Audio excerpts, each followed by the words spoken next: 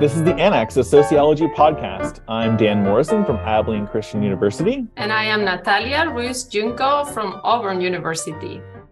Well, it is a pleasure to welcome back Natalia from Auburn as a co-host on the Annex. As listeners may know, Natalia is an associate professor of sociology at Auburn, where she specializes in sociological theory, social movements, and emotions. And I've been really fortunate to work with her on some past research and writing projects. So welcome back, Natalia. So glad to have you in the co-pilot seat for our conversation today. I'm delighted to be here again. Today, we talk with Ugo Corte, professor of sociology at the University of Stavanger in Norway. Ugo's research focuses on creative work, small groups and culture, and theory. His scholarship has appeared in Sociological Theory, Social Psychology Quarterly, and Sociological Forum, among many others. Dr. Corte is here to discuss his 2022 book, Dangerous Spun: The Social Lives of Big Wave Surfers, published by the University of Chicago Press, as well as his recent work on fun with Gary Allen Fine. Our conversation was recorded on January 3rd, 2023. Ugo Corte, welcome to the Annex. So good to have you. Hi, Dan.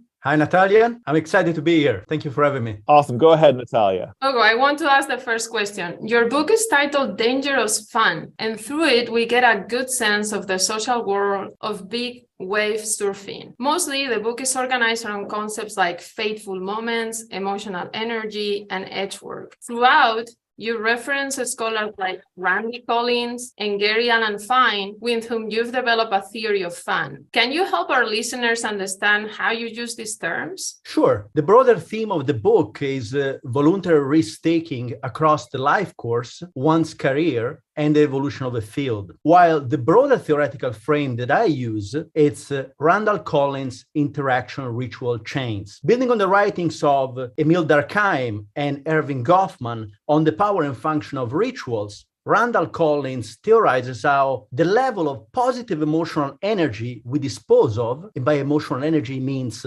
confidence, drive, initiative, basically feeling yourself moving forward, is tied to the highly charged interactions we experience in co-presence when we are mutually focusing on a common object. And there are, according to Collins, there are a number of ingredients that make some kind of interaction successful or not, and to what degree. Few of them involve sharing the same space with at least two individuals, focusing attention on the same object or action, and becoming increasingly aware that the other person is maintaining focus.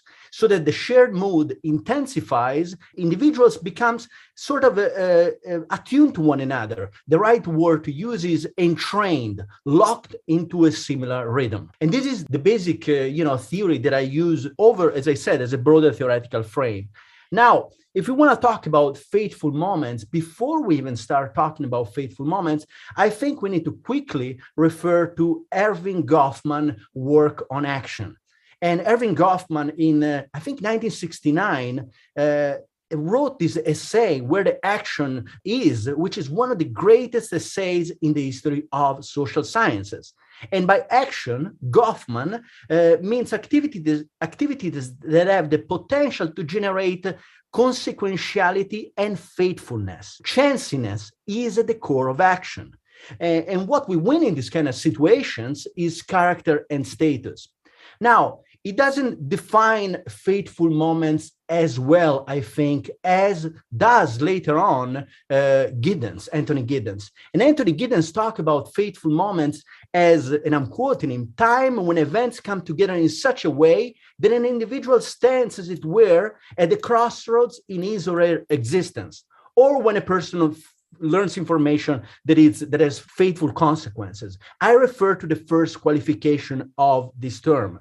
To this meaning. And this moment, I argue, threatens one's security and well-being and offer the potential to alter one's life trajectory. So they are incredibly important. And I'm interested in understanding what happens in these particular moments. So in my view, a fateful moment is one that leads to a transformative change in one's identity. basically a decision to step into a social role that is both desired and feared, and which once chosen changes our self-concept irrevocably. Now, if we talk about edge work, which is another term that you mentioned, this is the most important and most well-cited, maybe the only theory we have in sociology of voluntary risk-taking, which was developed by Stephen Ling in the 90s in this classic piece that basically talks about the theory of voluntary risk-taking. It involves working an edge, and it involves the development of skills, facing a life-threatening situations voluntarily. And I argue that I'm not entirely sure that his adjective voluntary is correct, because I think there are lots of peer pressure that happens in these kind of situations. But it involves the development of skills and a clear feedback if we do well or we do badly. And this kind of boundary negotiation is tied to very clear feedback that it's often related to our bodies, basically life-threatening kind of feedback. So the concept has been often misused. And to my understanding, the best sociologist in the world right now studying edge work is Jeff Kidder, who in a new piece in the International Review for Sociology of Sport writes that these kind of people are not risk takers, but risk seekers. So edge work entails entering life-threatening situations to test one ability.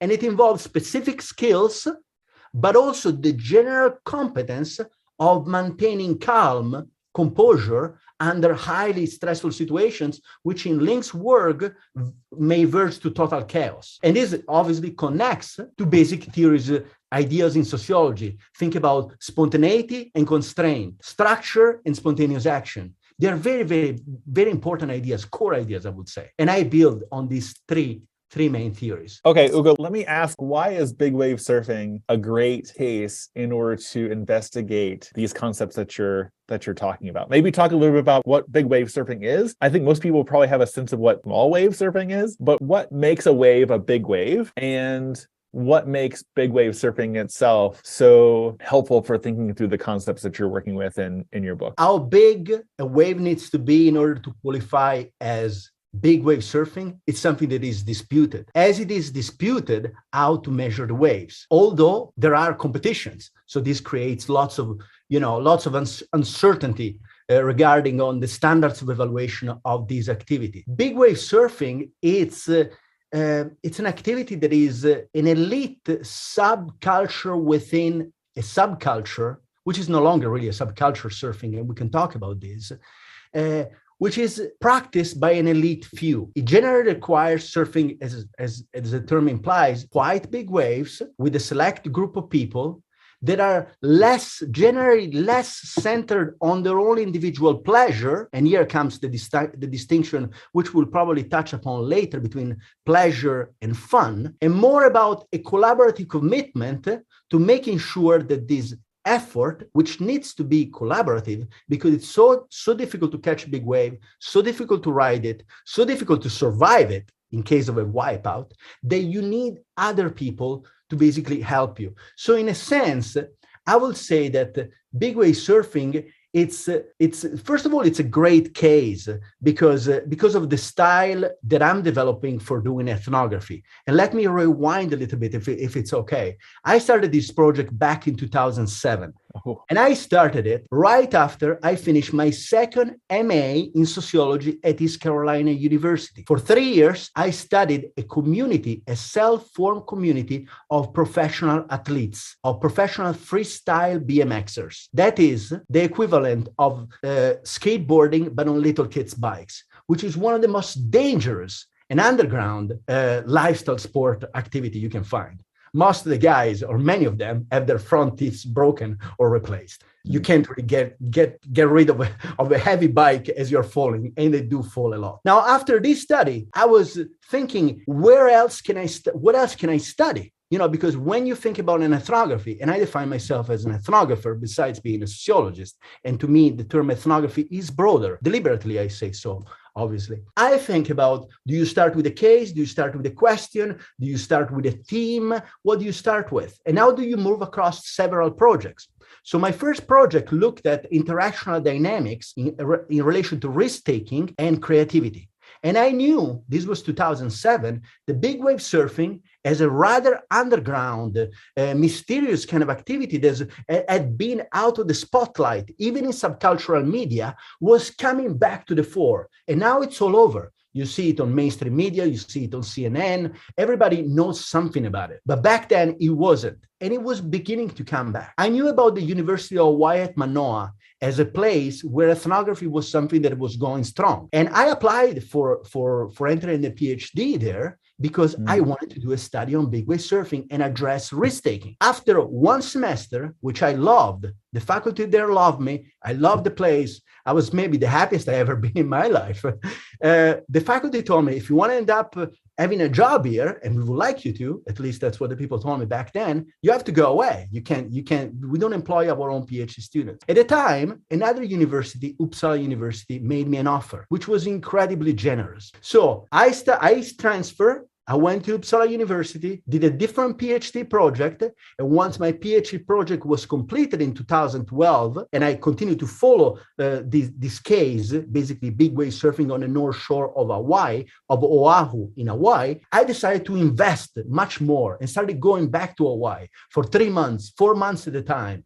And I think that this going back and forth also helped me a lot. It gave me some kind of distance. And I realized quickly that, not so quickly, but I knew that, one of the main difficulties for an ethnographer, besides finding a question, a theme, and a setting, is finding people that will accept you, finding a place where people hang around. And this is, it's actually much harder than what it may sound like. And the North Shore, it's an incredible place. People don't even say the North Shore of Oahu. Everybody in big wave surfing or lifestyle sport know what I'm referring to. Now, Bill Finnegan, Pulitzer Prize winner for autobiography, for the best surfing book ever written, one of the best books written, in general, blurred my book by saying, the North Shore is the Vatican of surfing, small in area, but densely packed with lore, power, secrets, and great waves. And incrementally, I learned how incredible this setting was. The characters, the histories, the conflicts, and big wave surfing was born in Hawaii, besides surfing being born in Hawaii. So I found myself in an ideal setting that allowed me to pursue what an ethnographer, what me as an ethnographer, I want to do, which is basically combining two main characteristics: analytical writing and dramatic narrative, and fuse the two. So to me, it was the perfect setting for this kind of study. So much so that now I consider that some of the people who live on the North Shore, which is 8 miles of miraculous waves, a geological miracle, that's how it's defined in niche media. Why Hawaii is still the place to go. This is a current kind of theme that comes in surfing magazines. I'm thinking of some of those people over there as my tribe. And in fact, I'm planning already a second project, which would be, if everything works fine, a follow-up from this. Big wave surfing, it's also particularly fun because it entails a collaborative characteristic, which is grounded in performance. Surfers helping one another select the right waves. It's so difficult to select the right wave, and a big wave can be really, really dangerous. So someone being a little bit better positioned than you may not know that, and you may help them see that. So it's highly collaborative. The second part is that the potential other surfers may offer you assistance in case of injury. They may help you. They may be there for you. And they also are incredibly important to help one another recall and narrate the feat. So now, if you think about the elements I just explained to you earlier on about interaction and ritual chains, big wave surfers sit close to one another, but it's less about me, as generally regular surfing is, often described as an incredibly selfish activity. Even people in lifestyle sports say these kind of things. They move like a synchronized school of fish, and they are increasingly aware of the danger coming at them, the waves, and about one another potentially pulling off a ride which will be the peak of their life. And now if you look back again at the interaction ritual theory by Collins, which I modify in my work, I don't only apply, there's this incredible high danger leads to very strong focus on the task at hand, which is one of the key ingredients of intellectual rituals. And there's also very strong emotions coupled with this focus of attention, which basically makes it an ideal setting for looking at this kind of dynamics. So mine is a theory of you will say, even of addiction in a way. Now, I didn't not know all these aspects when I started the project. I certainly didn't, but I knew I could have lots of very good stories to tell. And that was the beginning. So in addition to the ideas that we've already mentioned that your book is about, this is clearly a very sensory, emotional ethnography where you as an ethnographer are doing participant observation and fully investing in the people and the setting. So can you tell us about the process of research and writing this book? What surprises or unexpected events happen along the way that you would like to share with the listeners? Let's start with this one. I started the project again. I didn't completely stop the project, but I went back to the field for a long amount of time in January 2016. January 2016, that winter turned out to be an El Nino winter. El Nino is some kind of weather pattern that creates really incredibly giant waves. And it happens very rarely. Now, during that year, and I did not know how special that was, the most prestigious big surfing competition, not big wave surfing competition, which happens to be about big wave surfing, and by extension, a celebration of Hawaiian culture, took place. And that kind of competition, since the last 30 years, only has run 8 times. And the 8th time was in 2016, when I was there, with the biggest, most perfect waves that kind of competition has ever seen. And I happened to be there. Normally, surfers, big wave surfers, are very much swell dependent, meaning big waves are sort of like unicorns in science. There are things that happen very rarely. Everything needs to be perfect. And in order for that competition to be actually called upon, you need to have a perfect storm, which even for a wave, it's an extreme rare event. Waves coming for 8 hours, at least 8 hours, at 20 feet. I think there's also needs to be an interval of 20 seconds between the waves, but I'm not entirely sure about this part. From a particular congenial direction, which for that particular spot, the main location of my study, Waimea Bay, an amphitheater, makes these kind of waves in that kind of situation fantastic. That was the year I was there. So normally big wave surfers have to find something to do between swells, real giant swell, because they need to practice, they need to get better. So some of them who have the means or find the means to pursue the sport and get better, they travel the world because they try to chase even the same swell across different coastlines around the world. And even then, they practice very seldom. In that particular year, their problem was very different, was the opposite. They had to learn how to pace themselves, not to overuse their body and get hurt. But that's very difficult to do. Once you get excited, you have new equipment, and you know that this is the possibility to make a name for yourself and also progress at the sport. So again, this goes back to a very basic idea that many ethnographers firmly believe. We need lots of time and we need patience. Being at the right time in the right place, I like to use the word pursued luck. You pursue luck. You don't just interview people. You hope that something will happen. And in this case, something incredible happened. Of course, during the previous visits, other things happened. But this particular year was a turning point for my project. Well, it's incredible that you happened to be there during this El Nino season. One of the things that comes across to me in your book is about that waiting on this line, being on your surfboard for hours at a time, hoping that a swell is going to come in that makes these waves, and then having to decide, am I going to take this one? How am I going to enter the wave? In what style am I kind of going to ride? Because there are different ways that people actually do this. And the details are really well described, I think, in the book. And I was just thinking, it seems like this was fateful, right? In a way. Don't you think that? There was a fateful moment. The fateful moment, going back to your question, which involved a part which was the embodiment. And I like to use also the word phenomenological in a way, was that I was forced to paddle out on the day after the eddy. So you can imagine waves didn't subside completely. It wasn't flat. It wasn't small. It was certainly big. And my future mentor, Phil, and the rest of the group basically, gave me, that was a turning point. Told me, they didn't give me a choice, A few years later, I actually opted out. I think that's in the book. I hid myself not to do it. But this time there was no chances I was gonna, and I'm glad I did that. I was basically, so that was a fateful moment, that situation when, at one point walking down, because my respondent, my doc, Grant you may not know this, but lives in the shack overlooking Waimea Bay, in the shack, in a property in which many years ago, Eddie Aikau, which is the most famous Hawaiian person with Yuka Amoku, but the Eddie is named after Eddie Aikau, an Hawaiian who died at sea trying to save other people, which is incredibly important because surfing is not a sport in Hawaii. It's a sport, but it's also foundational to their culture. It's not subcultural.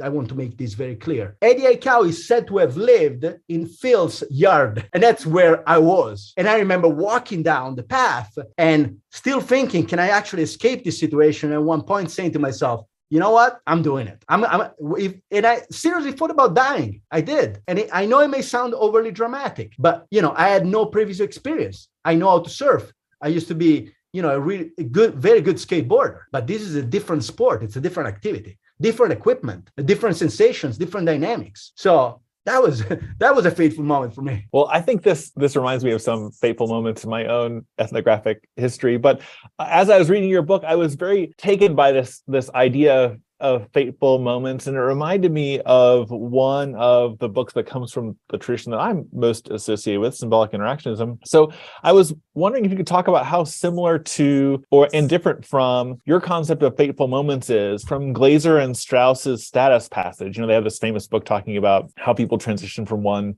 phase of life, to another. But maybe speak a little bit more about that. That is a very good question. And before answering that question, too, I want to mention that a fateful moment in field work, it's also, I think, now that I think about it, it's Clifford Geertz when he decided to run with the people he was with. That was certainly a turning point, and I think also fateful moments. There is a connection between the two. If you talk about status passage, I think that before we need to talk about the French ethnographer Arnold van Gennep, who earlier in the early 1900s developed a three-phase sequential basically schema to explain this kind of passages in liminal experiences. Now, Glaser and Strauss, for my take, are mostly interested in understanding group properties of status passages, group properties of status passages into categories. Now, my theory of fateful moments refers to the kind of interactions and rituals loosely defined they may precede and follow moments within situations which may lead to a status passage, but also a role change. And even more importantly, alter our trajectory. Trajectory, it's a term that has been used by symbolic interactionists for a long time, but it's also a term that Randall Collins uses to connect with these ideas of chains. And I think that fateful moments, which are defined by intense kind of interactions before one decides to make this decision, and they usually follow, leading up to a sequence of them, in a way, offer a way to understand these life-changing opportunities in a very, very small micro kind of level that is highly interactional. So in a sense, rather than I think that this metaphor perhaps is it may be good. I'm interested in the spontaneity that takes place in this kind of situation, in this kind of moments and situations, which in my understanding is more jazzy rather than classical music. It's less scripted, much more informal, and much more dependent on luck, contingencies. And it's also diachronic. It's also a reading of people, what they're reading to, but they're very fleeting. And I have examples throughout my book about how they really matter. One more thing that I want to mention is that they are also about, once we are in a fateful moment, we tend to be frozen by self-doubt and fear, assuming that these are highly, it could be dangerous physically or not. And I think that I argue that interaction and identification with a charismatic mentor or peer can resolve the internal conflict, basically emboldening one to accept their judgments and freeing one to take a transformative step in her life. This is a theory of self-transformation in the midst of a particular type of situation in which a person is considering a life-changing commitment. So by taking theories of interactional rituals with my work on fun and modifying the two, while also putting into the mix the fantastic work by Michael Farrell on creative groups and edgework, I think I'm able to explain, or try to understand better these kind of important points in our lives, which all of us face. And sometimes we understand them only retrospectively. But they're quick, they're fleeting, and they can make a big difference. And my respondents, certainly talked about these kind of things being that pivotal for their progression. Ugo, you just referenced the theory of fun that you've developed with Gary Allan Fine. Can you tell us more about that work? Absolutely. The theory of fun that I developed with Gary Allan Fine is part of a much larger project. We have at the moment 2 or 3 papers. We're working on several papers, but at least 2 of them are published. One, it's on the positive sides of fun, what we call group pleasures. And the other one, it's which is published in Sociological Theory in 2017. The other one is dark fun, which is about cruelty in groups, the dark side of fun. And that's published in Sociological Forum, was published in Sociological Forum in 2019, I believe, or was it earlier? I don't remember. Now, our work on fun, it's grounded in 3 main theoretical strains: the work by Durkheim, the work by Mead, and the work on Simmel. So classic work in sociology. And we are trying to identify and explain the condition, first of all, what is fun, how to define it, and the conditions that may make certain things fun or not fun. And we argue that fun is incredibly important. In fact, is one pathway among many others to social cohesion. So it's very basic. And it's also very important for creative action and risk-taking, which I see as deeply connecting among one another. In our first paper, we define fun as a collaborative and unscripted sequence of action that produces and is perceived as producing joint hedonic satisfaction. Here comes the beginning of the difference between pleasure, which is personal, according to our conceptualization, and fun, which is collective. It's group pleasure. And we also argue that fun should not be defined in the substance of specific acts, but in how it activates social relations. In my newer work, in the book Dangerous Fun, I go a little bit further, and I argue that fun, it's also grounded in the delight in becoming and realizing oneself within the social. And this process entails both our first conceptualization of fun, the hedonic part, and also the eudaimonic part. In this sense, which was first delineated by Aristotle, in this sense, fun promotes the bonding among friendship groups. And it's tied together in a tension between spontaneity and constraint, which again, it's incredibly felt. Mead writes about this. It's incredibly freeing and feels very good to let go of impulsive action, but it's also the constraint of the group. So it is good to do whatever you feel like doing because you have people who know you, so you can take risks. At the same time, there's also a desire to live up to their expectations and keep the situation fun by coming up with new ways of impressing other people in a way. So I read this. Fun apparently is a word that it's very difficult to translate in other languages. And in fact, there is an historian who writes about American fun, 4 centuries of joyous revolts, John Beckham. And there is this idea of constraint, spontaneity, wanting to live up to someone else's expectations, wanting to surprise them. And in fact, the term fun comes to the etymology of making fun of yourself. And you make fun of yourself in front of other people. Now, an amazing question that I received when I presented the book at the University of Lund in fall 2022. And also I received from Ido Tavori during the ethnographic cafe was, but can I have fun alone? And I failed to ask this to Ido. And if Ido is listening, I hope he gets this reply from me. I wanted to ask him, at what point during the book did you actually add fun? Fun cannot be felt. This has been argued before. It must be had. It's active enjoyment. So what was in the book that made it fun? Obviously, this is important because we want people to immerse in what we do, right? We want them to participate in a way. And my beginning of this thought is, and you are symbolic interactionists, are we ever really alone? As long as we imagine in someone else, we are not. So was either imagining this other academic who's maybe quite similar to him. We have some degree of separation. We had friends in common, being forced into surfing giant waves, so big waves, giant, I don't know, that's not giant, big certainly. And him basically putting himself in my shoes and imagining having a conversation with me. If that's the case, well, then, yeah, you can have fun alone, but were you really alone? Well, I think that's exactly right. I mean, what is a book except an interaction between a reader and, at least one author, right? And you're not really alone when you're with a book. If we succeed, right? If we succeed, and I mean, even being alienated from an author, which has happened. but then the experience may be very short because you may give up. Amen. Right?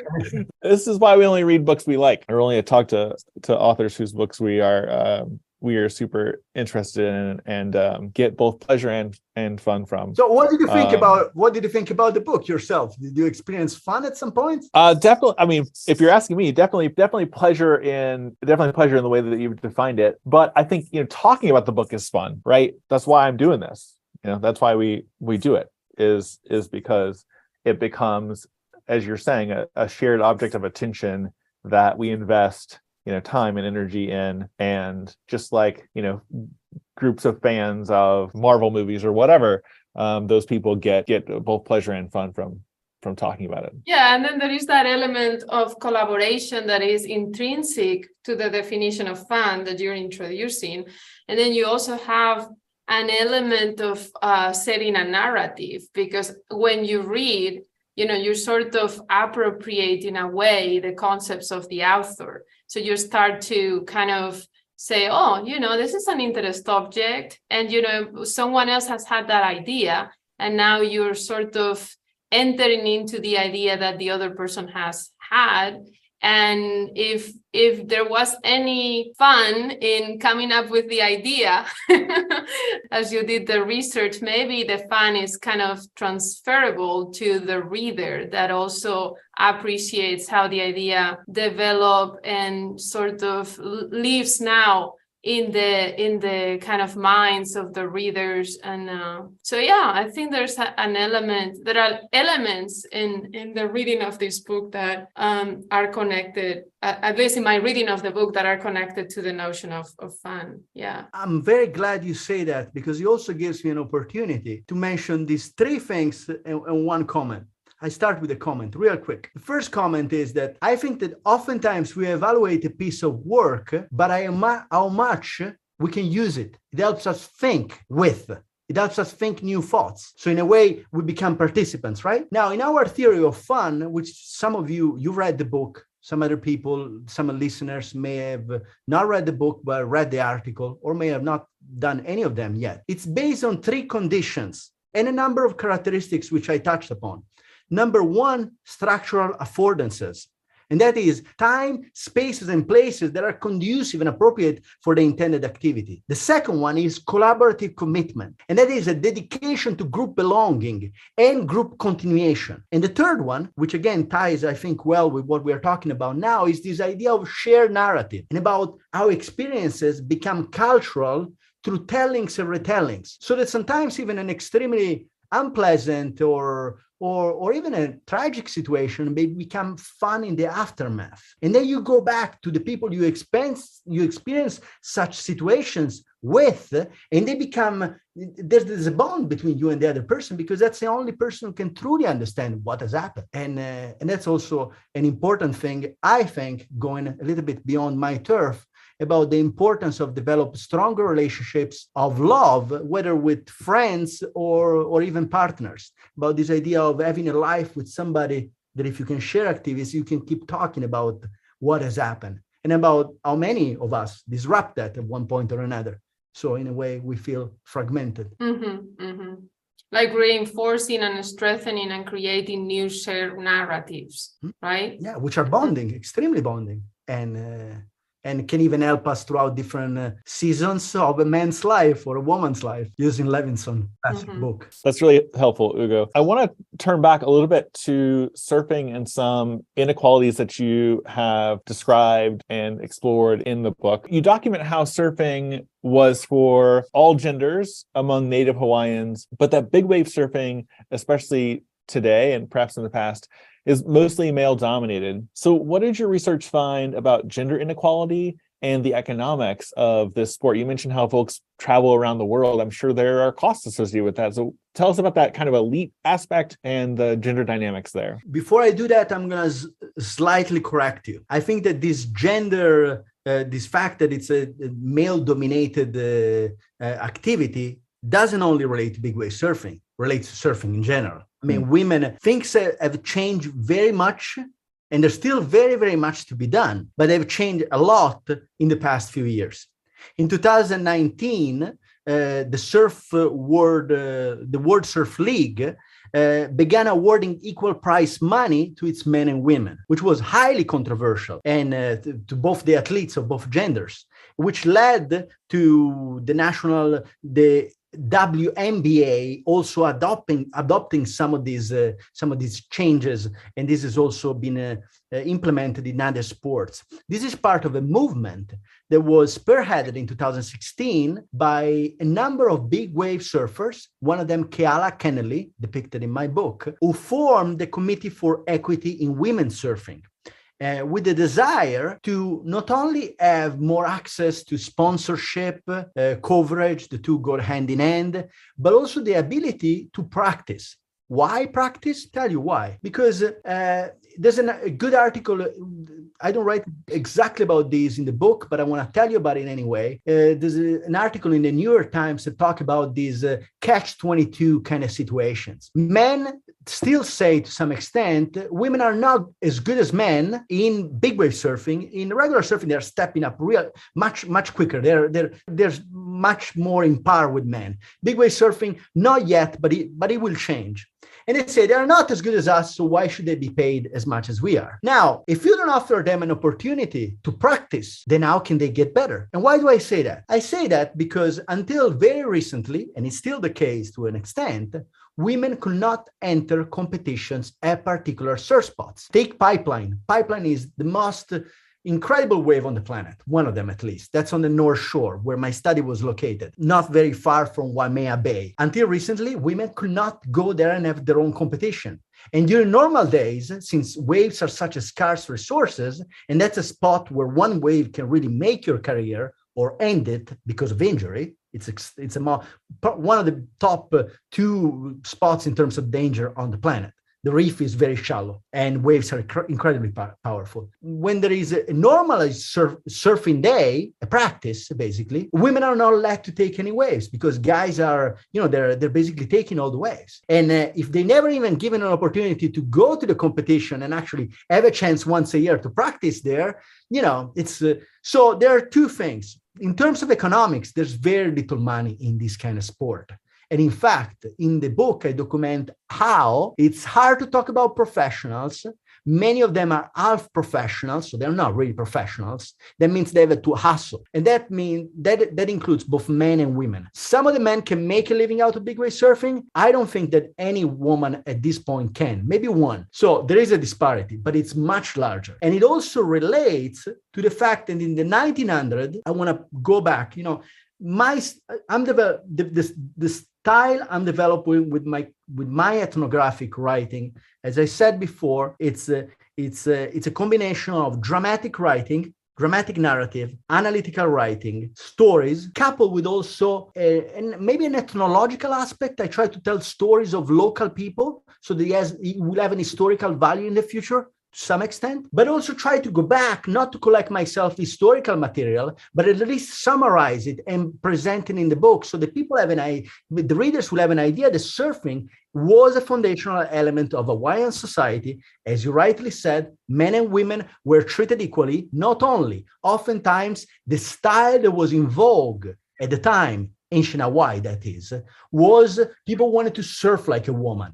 They wanted to gracefully dance with the wave. Now, this has changed in a huge way that not even surfers really know about this. You really have to go to Hawaii and spend time there to understand how cultural it still is surfing. Culture, from a foundational element of Hawaiian society, I'm moving across hundreds of years, so excuse my generalization. It became countercultural / subcultural. Now it's super mainstream, and there's still fragments of different subcultures within subcultures do their own thing, and there always will be. In any subcultures, you have that. But once it was popularized to the West, it was done so, and this is some historians saying this is not me, but I'm referring to what they wrote in a style of Victorian values of North America.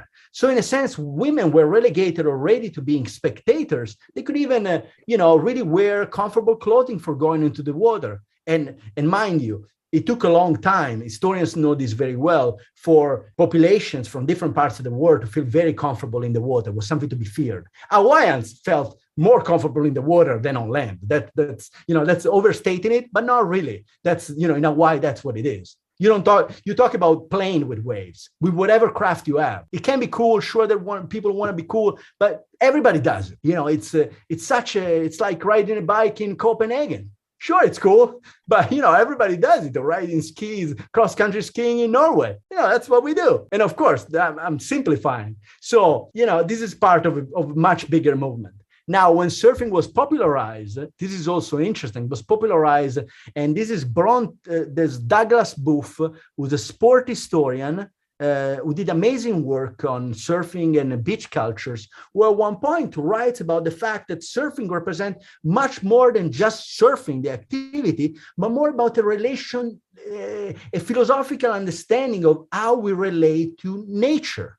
Because once it was moved, imported, diffused to Australia, South Africa, and California, some kind of styles that became popular, and this goes hand in hand with the technological development, namely putting fins under a board, which help you actually do turns much more powerfully, lend the activity to become much more about destroying waves, shredding waves, breaking them to pieces, spraying all over, which is very much of a, I don't want to say that women are not aggressive, that would be totally stupid, but it's very much of a male kind of idea of what people should do.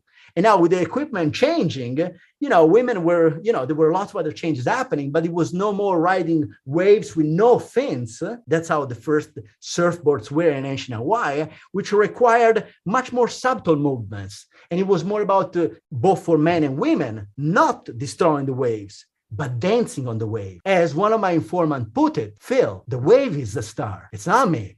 So, and that also goes with the idea of media, which now it's in another level about the advent of photography, being photographed just you alone on the wave and people not sharing any longer, and overcrowding. There are lots of factors that I try to take into account. So I've never been really a macro theorist, but now I'm beginning to appreciate that kind of a perspective.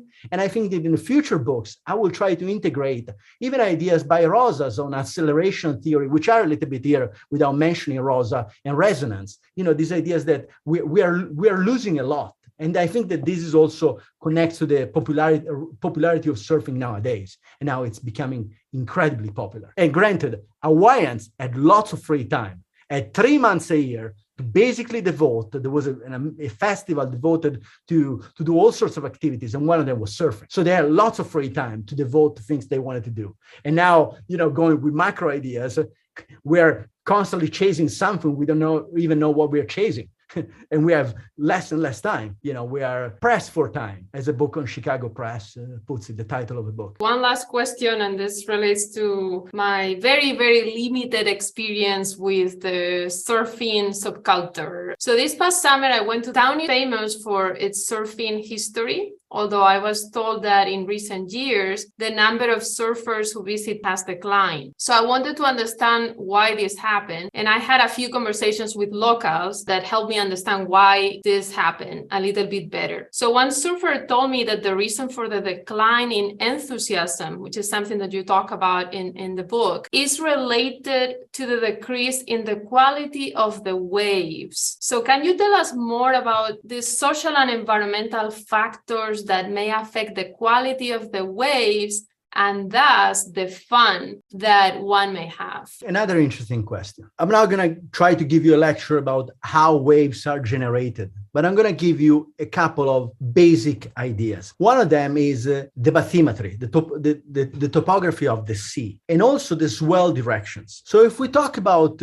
Hawaii and the North Shore of Oahu, that is, as a surfing journalist put it, a geological miracle, our Big Bang. And why? Well, the reason is that the reefs next to Hawaii, which are volcanic islands, were created by lava. And not only were created by lava, which make the reef very shallow and therefore much more inclined to make sure that if a wave approaches from the horizon, will reach a certain point where it will break. And unless the wave breaks, it's very difficult to tap into that energy and basically ever ride the energy of the water. Hawaii, the North Shore, and the Hawaiian Islands, in particular the North Shore, has reefs that have been created by lava and channels in the reef that have been created by water falling down from these very steep mountains. This has created an incredible environment. An environment that will probably be there in the next, thousands of years if nothing else happens, even though, things can change. If you talk about more normal reefs, more normal beaches, they are much more affected by changes and much more quickly.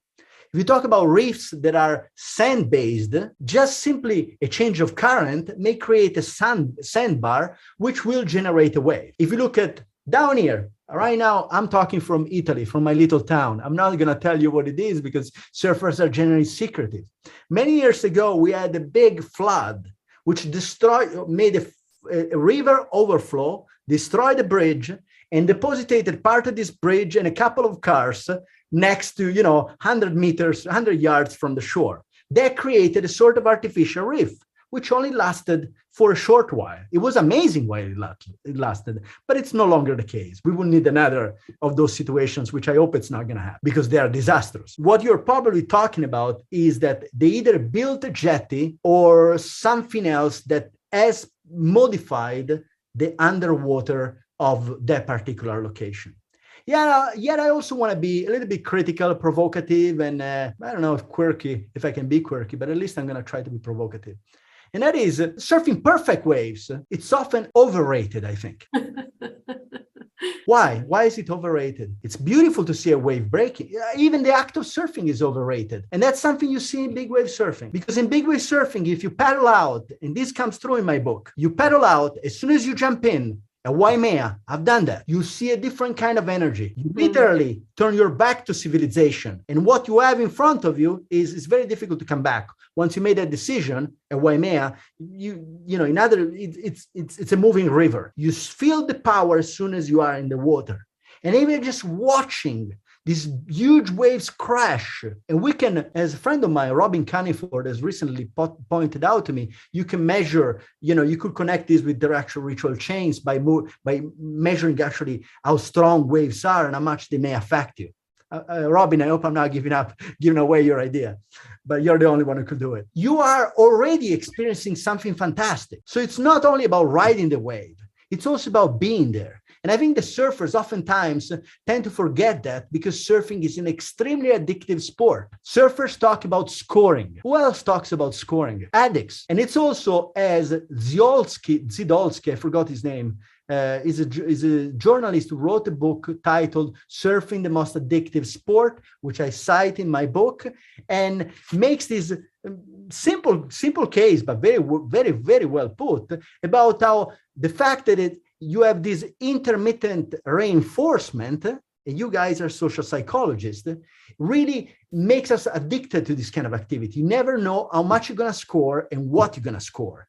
And surfers tend to focus on themselves, on the wave being perfect, on then getting more and more, but they forgot about the social side. You know what's the social side? I think the pleasure is short-lived unless it is shared. If it is group pleasure, it's something that lives on through time. It connects you to someone at the supermarket. It connects you to someone who may be your doctor and save your life. It's something much more meaningful in a way. So if we only focus on the perfection of waves, we are not really growing mentally, I believe. And sometimes surfing shitty waves or skating shitty surf spots, as the Death Squad, a crew in England, did in the 90s, deliberately searching out shitty skateboard spots and making the most out of them, can be an adventure. Depends how you make it, you know? Yeah. It's not only about, so maybe your friends have the wrong attitude. Most people do. I do as well.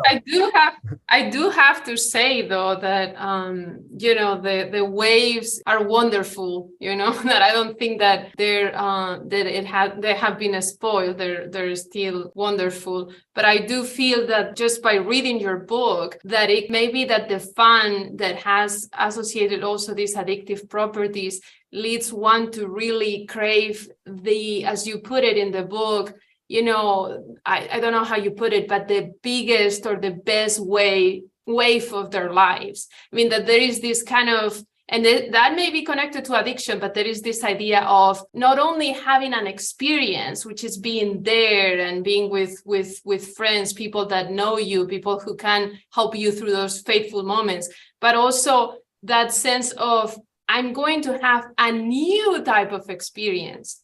I've not only done these ones, now I'm going to do this other one, and then the next one, and now it's no longer this particular experience that is going to give me the rush, but this other one that I haven't had. So I do think that maybe the quality of the waves is also related to the kind of seeking the new experience phenomenon. So you're talking about two things: their perception and whether they're seeking new waves, and whether, and that's not clear to me yet, whether waves have not disappeared as their quality actually decreased, because quality can decrease objectively, yes, depending on.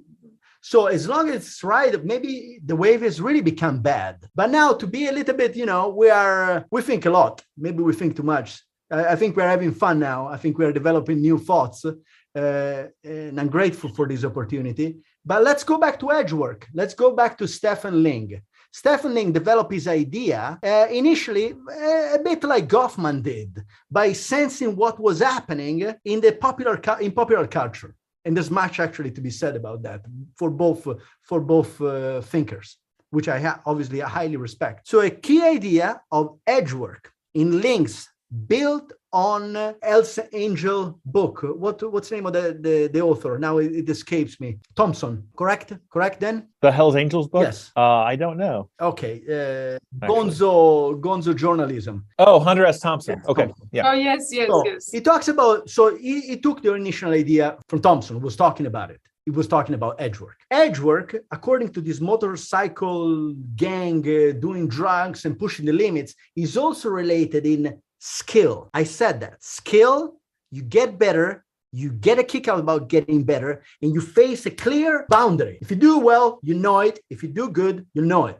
But if you do bad, you feel the consequence. And as people get better, and as our life becomes more and more disconnected from what we do, we really don't know if we're doing well. Writing a book, it took me, I don't know how many years. I loved it, but it was very difficult. It was really difficult to know if I was engaged with the project. I didn't really get, that much. I get eventually feedback, but to do a book, you have to learn how to spend a lot of time imagining talking to other people. Now, once you get into these kind of activities, you may also yourself decide, as Thompson's guys did, modify your equipment so that the road stays the same, but your bike becomes harder to ride. So those surfers, closing the circle, may ride a board with no fins, And believe me, a board with no fins, 99.9% of surfers cannot even get away with it. So they could modify their equipment and still ride a wave that it's not very good and make it extremely challenging. So this goes with, I study creativity. So this goes with this kind of ideas. What do you do in order to get better? Which is a core theme throughout the book, also for women who had to practice in bad conditions, eventually, making the best of it. Those who succeeded, like Keala. Well, this is related to a point you make about, the stages or kind of the life course of a big wave surfer as well, Ugo, in terms of maybe earlier in the career, many of these big wave surfers are trying to surf as many waves as possible in order to build their skill. But and also to get famous, but once you reach a certain level, then you tend to be much more focused and targeted about the waves that you choose because the risk is so great and because you've actually tend to accumulate a lot of injuries. And so it does make me think about, as you're saying, creativity and innovation, changing the parameters of your practice to make it more difficult intentionally. And then also about how folks transition out of this activity, which is also a part of the story you tell. Wonderful. And also making the activity more meaningful. I think this is an healthy reflection also for our careers as scholars. What kind of risks are we willing to take? We know that if we don't think about this and we keep going, well, then, I guess there is a problem. We may see it at one point or another. Goffman ends at one point in this essay as this beautiful line where he says that our time is ticking away. We don't hold our breath as much as perhaps we should. And, we have an expiration date. Also in terms of our career. And that's a profound point. Surfing big waves make your life, sometimes give you a chance to reset. And I'm not overly romanticizing it by any means. But it really reassess your priorities. Because if you go, as one of my respondents says, if you go surf on a 20-foot day at a spot called Phantoms, which I suppose is called Phantoms because it's an outer reef miles from shore. So very, very dangerous. You're out in the sea with really big waves. That day, your understanding of food, water, shelter, and air are really going to take a whole new meaning. You're going to reassess what you're doing. You do not need this kind of situation to rethink your life priorities. But why not do that anyway? Why not do that in a sense? We know that the most productive scholars are the best scholars in some fields, I'm generalizing, produce the most, they constantly practicing, they enjoy the process somehow, they found a way to enjoy the process, say writing, and then they do not know what of their idea will be picked up. Even if they're very good, it's so, especially in social sciences, it's very difficult to predict.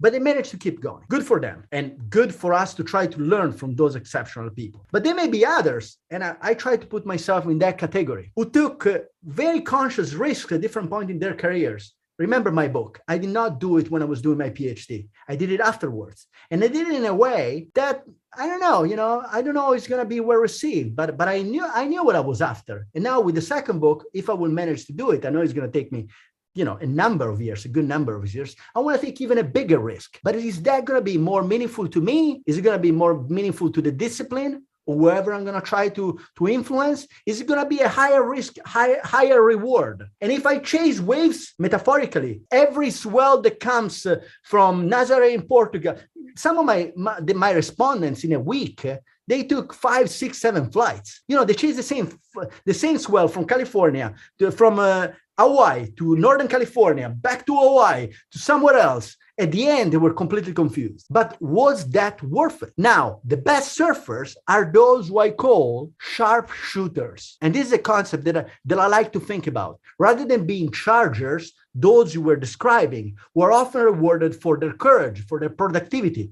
say science, making a leap. Instead, decide, you know what? I know what I'm looking for. I already have enough respect from the field. I know what I want. I have enough distance, also in terms of identity. And I'm going to maybe sit out there many, many yards away from everybody, further out to sea, for that one outlier wave that may come or may not come. And if it comes at the beginning of the session, I paddle back in. I did what I had to do, because the chances of getting hurt on a wave that really is not going to move the needle for you or someone else, or one that it's gigantic are very similar. Yet, as one of my respondents clearly says in the book, once you make the decision on that huge wave, they hopefully you knew exactly that, you knew fairly well that there was going to be a different kind of wave.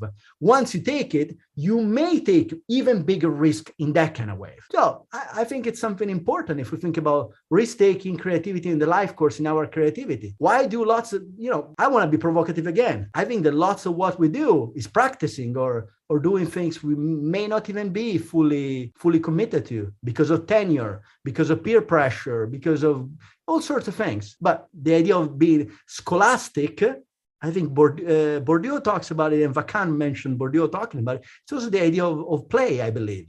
The idea of wanting to really do it because you want to do it. And maybe you believe it will be meaningful. You may not know. These are two different ways of creating, but in the surfers I saw, those who move the needle are those who have matured. They rely less on their skills and more on their head, in their experience. Well, I think that is a great connection to what we do as academics, and to think about the way that there are often some unanticipated connections between the sort of empirical content of a book, but also at a deeper level, many applications that span institutions and contexts. So, Ugo, thanks so much for taking the time to speak with us about your great book. Really appreciate it. Thank you so much. I had fun. It was memorable. I will remember this conversation, and I hope we can keep it going. So thank you for having